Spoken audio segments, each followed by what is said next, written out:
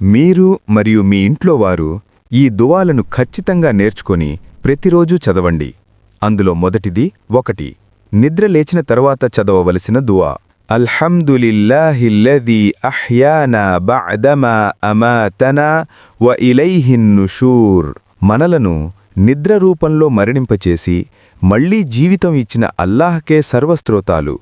చివరికి మనమంతా ఆయన వద్దకే తిరిగి వెళతాము. 2. ఇంటి నుండి బయటికి వెళ్ళేటప్పుడు బిస్మిల్లాహి తవక్కల్తు అలల్లాహి లా హౌల వలా కువ్వత ఇల్లా బిల్లాహి. అల్లాహ్ పేరుతో బయలుదేరుతున్నాను. నేను అల్లాహ్పై ఆధారపడ్డాను.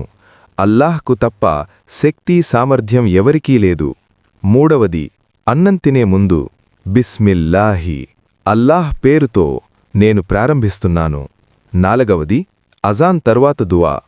అల్లాహుమ్మ రబ్బ హాదిహి దఅవతి తామ్మతి వస్సలాతిల్ ఖాయిమతి ఆతి ముహమ్మదన్ అల్వసీలత వల్ఫదీలత వబ్అత్హు మకామం మహ్మూదన్ అల్లదీ వఅద్దహు.